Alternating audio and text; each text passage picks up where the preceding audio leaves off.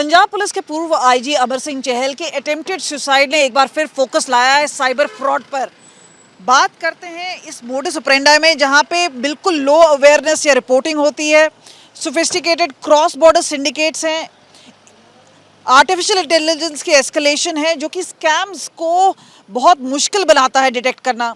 और उसी के साथ में आता है जूरिसडिक्शनल डिले, यानी तकरीबन अगर 1 घंटा है आपके पास जहाँ पे आप रिपोर्ट कर सकते हैं फिर भी आसानी है, लेकिन जितना डिले होता जाता है उतना ही मुश्किल होता है इन मोडस ऑपरेंडी करने वाले नेटवर्क स्कैमस्टर्स को पकड़ना।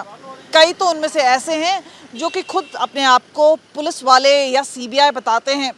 इसलिए साइबर अरेस्ट हो गया, डिजिटल अरेस्ट हो गया, इसके अलावा इस तरह के मल्टीपल स्कैम्स अब सामने आ रहे हैं। और आम आदमी तो क्या, अधिकारी हैं, बाकी लोग हैं जो कि इसमें फंसते चले जाते हैं। अमर सिंह चहल के साथ भी यही हुआ और शायद इसी वजह से ये बात सामने आए कि उनके पास ऐसा लगा कि रास्ते बंद होते गए हैं। 8 करोड़ रुपए, जिसमें से 1 करोड़ उनका खुद का था और 7 करोड़ जो उन्होंने परिवार वालों या अपने दोस्तों से मांगा था। अब बात आती है कि पैसा तो गया, अब जान भी मुश्किल में है। पंजाब पुलिस के पूर्व आईजी अमर सिंह चहल की आत्महत्या की कोशिश ने सनसनी फैला दी है, क्योंकि उन्होंने एलिज किया है कि उनके साथ 8 करोड़ रुपए का साइबर फ्रॉड हुआ है। पंजाब पुलिस में होते हुए इस तरह का बात होना, अब जिंदगी मौत के बीच में वो लड़ रहे हैं, अस्पताल में है इस वक्त। हमारे साथ बात करने के लिए स्पेशल डीजीपी अर्पित शुक्ला जो कि लॉ एंड ऑर्डर देखते हैं। सर, साइबर फ्रॉड्स इतने ज़्यादा क्यों हो रहे हैं, और ख़ास तौर पे ये अपने आप में बड़ा केस इसलिए सामने आया है क्योंकि पूर्व आईजी रहे हैं। कई चीज़ें होती हैं कि पुलिस ऐसा लगता है कि बहुत सतर्क है, तो ये क्यों हुआ और इस मामले के बारे में आप क्या हमें बता पाएंगे? मैम, ये जो साइबर फ्रॉड्स और साइबर क्राइम है, ये एक नया ट्रेंड है जो जब से स्मार्टफोन्स आए हैं तब से ये इसका प्रचलन ज़्यादा हो गया है। और सबसे अनफॉर्चुनेट बात है कि बहुत सारे पढ़े लिखे लोग, जिन लोगों को अवेयरनेस है इन सब फ्रॉड्स के बारे में और इनके तरीक़ों के बारे में, वो समहाउ इनके झांसे में आ जाते हैं, फंस जाते हैं और फिर उनके साथ ये फाइनेंशियल फ्रॉड्स हो जाते हैं। जब से ये सिलसिला शुरू हुआ है, हर एक स्टेट पुलिस फोर्स कर रही होगी, but Punjab police in particular last year हमने हर ज़िले में एक साइबर क्राइम पुलिस स्टेशन की स्थापना की। और जितनी भी ये फ्रॉड की कॉल्स आती हैं, इमीडिएटली दे आर रजिस्टर्ड। एक गवर्नमेंट ऑफ इंडिया की हेल्पलाइन है 1930, उसमें भी अगर विद इन 1 आवर रिपोर्ट कर दिया जाए कि साइबर क्राइम कोई फ्रॉड हुआ है, तो वो जो मनी है उसको फ्रीज कर दिया जाता है, वो लियन अकाउंट में चला जाता है, जो कि बाद में जिस व्यक्ति के साथ फ्रॉड हुआ था उसको वापस कर दिया जाता है। जहाँ तक बात है मिस्टर अमर सिंह चाहल की, बड़ा अनफॉर्चुनेट इंसिडेंट है कि उनके साथ भी हमें जो उन्होंने एक नोट छोड़ा है उससे पता लगा कि 8 करोड़ से ऊपर का फाइनेंशियल फ्रॉड उनके साथ हुआ। और वो अभी अपनी जीवन की लड़ाई लड़ रहे हैं और अभी उनके बयान लिखे जाएंगे और उसके बाद we will take appropriate measures to book these fraudsters. Sir, खास तौर पे क्योंकि उन्होंने बात कह रहे थे कि 0.777 एक डीबीएस ग्रुप का नाम सामने आना, इस तरह के फेक एंटिटीज़ क्रिएट करना। इससे पहले हमने देखा है किस तरह से डिजिटल अरेस्ट का एक चलन हुआ था जहाँ पे लोगों को एक्सट्रैक्ट किया जाता है। तो कहाँ तक ये, कितने बड़े गैंग है, क्या ये इंटरस्टेट है? और ख़ास तौर पे क्योंकि अरेस्ट कम होता है, मीन पंजाब का क्या ट्रैक रिकॉर्ड है इस पर? मैम, पंजाब का मैं अगर 2025 की बात करूं तो हमने इस साल 18 इंटरस्टेट साइबर गैंग्स बस्ट किए हैं, जो महाराष्ट्र, यूपी, राजस्थान, हरियाणा, दिल्ली, पंजाब में ऑपरेट करते थे और यहाँ से लोगों के साथ फ्रॉड्स कमिट कर रहे थे।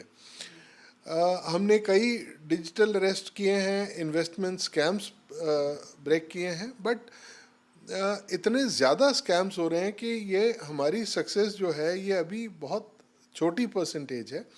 तो हम अपना भी अभी स्किल डेवलपमेंट की तरफ और ध्यान दे रहे हैं, अपनी कैपेबिलिटीज़ बढ़ा रहे हैं ताकि आने वाले दिनों में ये जो साइबर फ्रॉड्स हो रहे हैं लोगों के साथ, इनपे इमीडिएटली, क्योंकि इसमें टाइम बहुत मैटर करता है, अगर हमने टाइम लूज़ कर दिया तो फिर ये जो पैसा है ये सारा आगे बहुत दूर तक फैल जाता है और इसको ट्रैक करना बड़ा मुश्किल हो जाता है। लोगों को क्या सचेत करना चाहते हैं, क्योंकि इस तरह के कई व्हाट्सएप ग्रुप्स हैं, कई एपी के फाइल्स होती हैं, कई बार +92 पाकिस्तान के कुछ लोग शामिल होते हैं, तो मीन्स ये कितना फैला हुआ है? क्योंकि एक होता है कि जैसे इंटरस्टेट गैंग की बात कर रहे हैं, एक ट्रांसनेशनल गैंग भी है, तो इसमें आप क्या लोगों को सचेत करना चाहेंगे?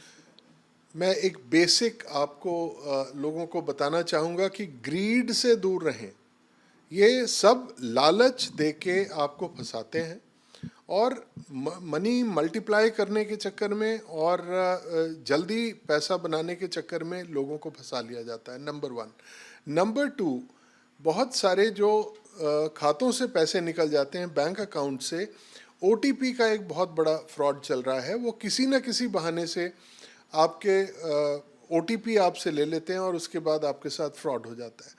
तीसरा, आजकल ऐसे बग्स हैं जो अनवांटेड मेल्स या अनवांटेड पोस्ट्स हैं, जब आप उन्हें ओपन करते हैं तो वो आपके बैंक की सारी जो आपके मोबाइल की सारी जानकारी पास ऑन कर देते हैं। तो इन सब चीज़ों से अगर आप सावधान रहें तो ये फ्रॉड से आप बचे रहेंगे। कभी कुछ किसी से अपने बिना उसकी अथॉरिटी चेक किए हुए ओटीपी ना शेयर करें।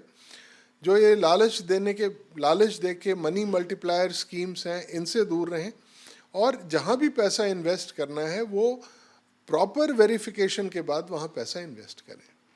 सर, क्योंकि हम उस मुकाम पे हैं जहाँ पे नया साल आने वाला है, festival season already kick in हो चुका है, तो किस तरह के प्रिकॉशंस हैं, किस चीज़ तरह से आप लोग जो मेजर्स हैं वो कर लें? क्योंकि एक है कि लॉ एंड ऑर्डर सिचुएशन है, उसमें भी कई इंसिडेंट्स पंजाब में अब सामने आई हैं, तो क्या आप लोगों का ओवरऑल इसमें स्ट्रैटेजी है? इसमें मैं आपको बताऊं कि हम जो नया साल है इसकी आने की वजह से और जो भी डेवलपमेंट्स हुए हैं, वी आर ऑन अलर्ट। हमने अपने जो इंटरनेशनल बॉर्डर है 553 किलोमीटर का, वहाँ भी पुलिस प्रेजेंस बढ़ाई है।